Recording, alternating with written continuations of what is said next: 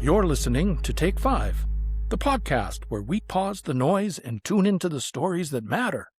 Real people, real life, right here in our community. Let's go. Hello, my name is Francesca Pacchiano, and this is The End of the Line, Concerns over Steam Power. The piercing whistle of the steam train draws Duncan residents and tourists alike to the BC Forest Discovery Centre. Riding the train is a once-in-a-lifetime experience for some and a holiday tradition for others. Either way, the magic of the glossy black engine is undeniable. Samson, as the train is called, is one of the few remaining living historical artifacts. With the modernization of transport over the last 2 centuries, steam-powered vehicles rose in popularity and fell off after the development of cheaper and more effective diesel and gas-powered tractors, cars, and trains. Today, the artifacts that remain are often static displays in museums, or abandoned in fields with grass growing over them. There are a few organizations, like the BC Forest Discovery Centre, that have teams of volunteers keeping these trains going. There are also a few hobbyists who have painstakingly rebuilt and restored engines. The Blackstaffs are known for their heritage restoration projects. Shirley and Harry have spent their lives building their collection. Currently, they have 3 steam-powered machines: the Locomobile, the George White Portable, and the 1916 Waterloo traction engine. Shirley enjoys the Locomobile because it shows the beginning of vehicles. It looks like a horse-drawn wagon, but it's not pulled by a horse. The 1904 George White Portable is a tractor that was used on the First Nations Reserve in Duncan. Harry and his late brother James restored it in 1991. The Blackstaffs run a private, annual showing for their friends.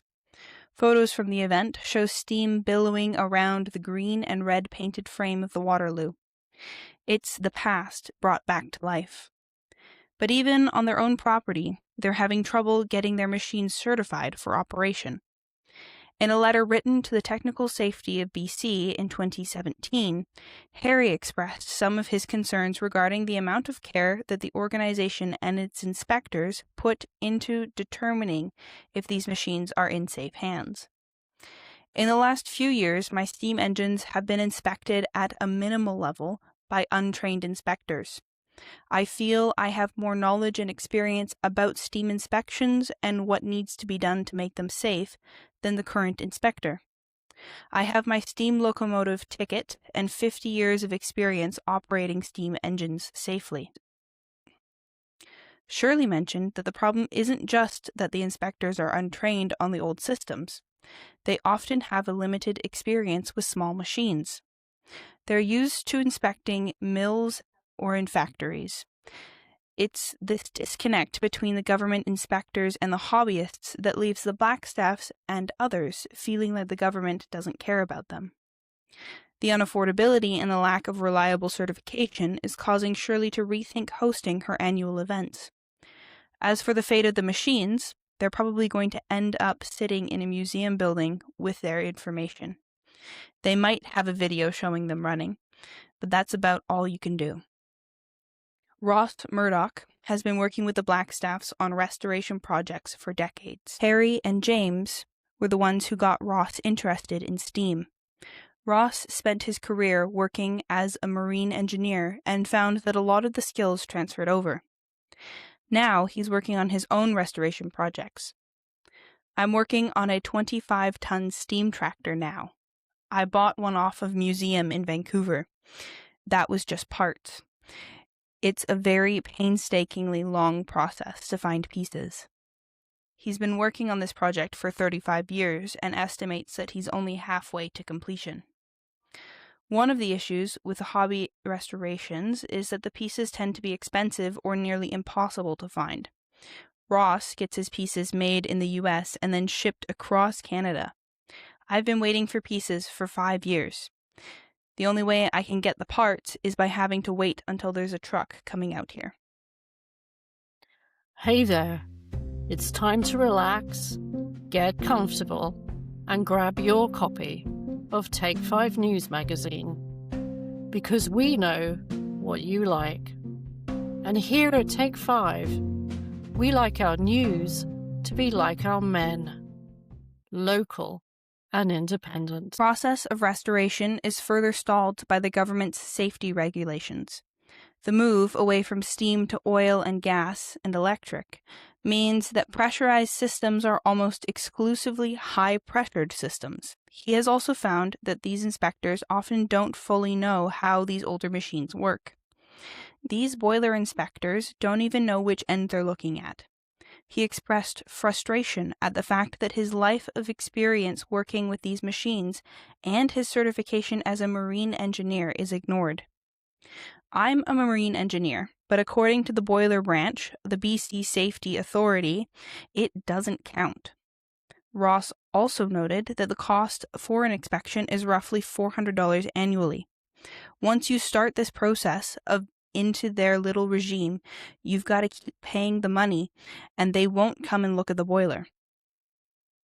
The process has led several of his fellow hobbyists to just throw in the towel. Ross also didn't have much hope. They're just going to get parked, as far as I'm concerned.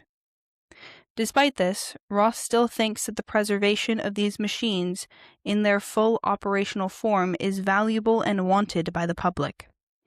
If it's just a static display, a lot of people are not interested.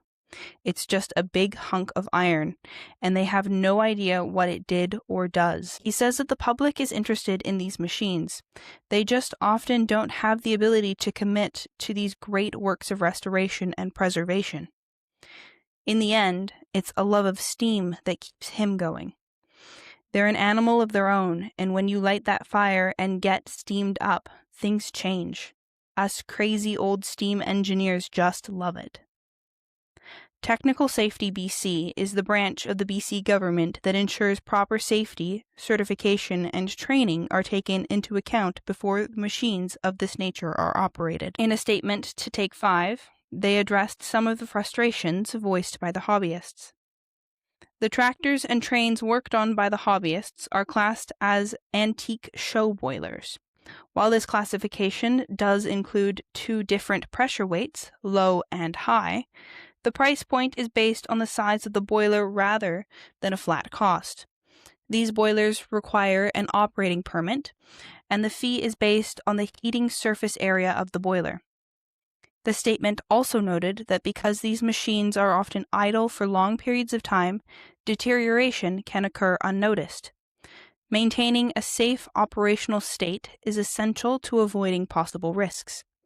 Addressing concerns that their inspectors aren't well versed on antique systems, the statement read, "Our safety officers are National Board Certified Inspectors, which includes the competency to inspect historical boilers in accordance with the applicable adopted codes."